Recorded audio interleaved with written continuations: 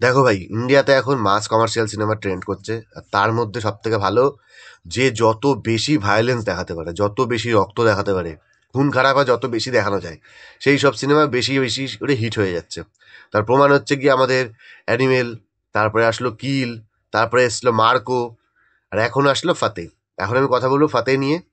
ফাতে সিনেমাটা ভায়োলেন্সের মানে অ্যানিমেলের পরে যদি বলো তাহলে অ্যানিমেলের থেকে বেশি ভায়োলেন্স দেখিয়েছে, কিলের থেকে বেশি ভায়োলেন্স দেখিয়েছে।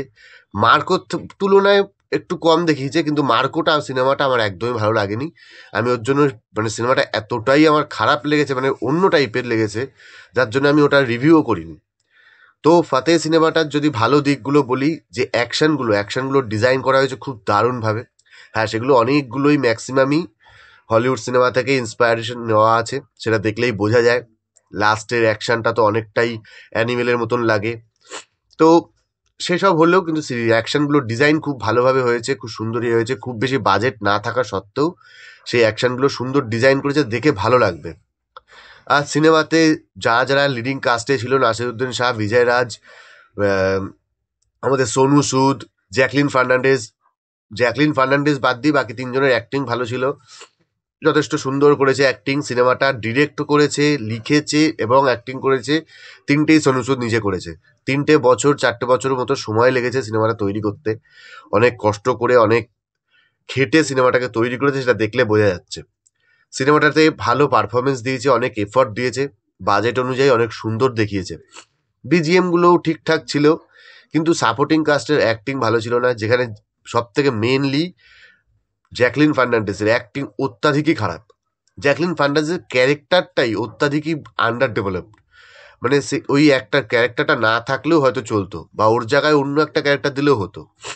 আর যে সিনেমাটাতে মেইনলি যাকে নিয়ে সিনেমাটা তো কিন্তু অ্যাকচুয়ালি সোনু সুদকে নিয়ে নয়। সোনু সুদ একজনের হয়ে কাজ করে বা একজনের জন্য সব কিছু করছে। যার জন্য করছে তার সাথে সোনু সুদের যে ইন্টারাকশনটা বা তার সাথে যে তার রিলেশনটা, সেটার ইমোশনাল বন্ড নেই কোথাও। একটা জায়গায়, দুটো জায়গায় শুধু একবার দেখা যায়, বাকি সেরকম কোথাও জায়গায় নেই। এমনি স্টোরিটা একদম বেসিক স্টোরি। এইরকম স্টোরিতে বহু বহু সিনেমা আমাদের ইন্ডিয়াতে তৈরি হয়েছে, ইন্ডিয়াতে কেন, ওভারঅল ওয়ার্ল্ডে প্রচুর তৈরি হয়েছে এরকম সিনেমা। এরকম একটা বেসিক স্টোরি, কিন্তু স্টোরিটা দেখানোর স্টাইলটা ভালো ছিল। হ্যাঁ, স্ক্রিন প্লেতে একটু গন্ডগোল আছে, সেটা দেখলে আপনারা যে কোনো মানুষই বুঝতে পারবে, সেটা স্পেশাল কোনো চোখ লাগবে না। সেগুলো আপনারা বুঝতে পারবেন যে কিছু কিছু জায়গায় কিছু কিছু সিন আছে যেগুলো না থাকলেও চলতো, যেগুলো এক্সট্রা ফিট করা হয়েছে সিনেমাটাকে একটু মোটামুটি লেন্থে আনার জন্য। কারণ সিনেমাটা একেবারেই ছোট হয়ে যাচ্ছিল। মেন যে সিনগুলো, ওই সিনগুলো শুধু ধরলে 1 ঘন্টা 10-15 মিনিটের মধ্যে সিনেমা কমপ্লিট হয়ে যাবে। তো সেইটুকু সিনেমাতে হয় না, ওর জন্য কিছু কিছু সিনেমা এক্সট্রা ঢোকানো হয়েছে, সেটা বোঝা যায়। আর সিনেমাটাতে আর একটা বড় প্রবলেম হচ্ছে যে নায়কের লাইফে বা নায়কের এই জার্নিটাতে কোনো টাসেল নেই।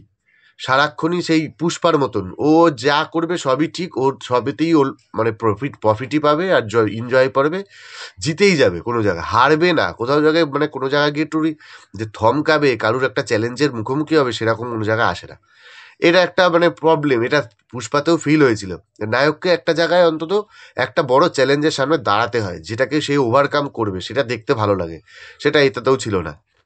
কিন্তু একবার দেখার জন্য আমি বলবো, একবার দেখার জন্য খুব ভালো লাগবে। যারা অ্যাকশন সিনেমার আর কি বেশি অডিয়েন্স, যারা অ্যাকশন সিনেমা ভালোবাসেন, তাদের জন্য তো খুবই ভালো লাগবে। খুব সুন্দর ওয়েল কোরিওগ্রাফড অ্যাকশন আছে, সেগুলো দেখে খুব ভালো লাগবে। বিজিএম মোটামুটি ভালো, পেছনে কিছু কিছু গান ভালো আছে, আর কিছু কিছু ছোট ছোট হিউমার আছে, হিউমারগুলোও ভালো, অ্যাক্টিংও সবার ভালো। তো নো ডাউট একবার দেখতেই পারেন। তো এই ছিল ভিডিও। যদি কিছু ভালো লাগে তাহলে লাইক করবেন, যদি কিছু বলার থাকে কমেন্ট করবেন। ধন্যবাদ।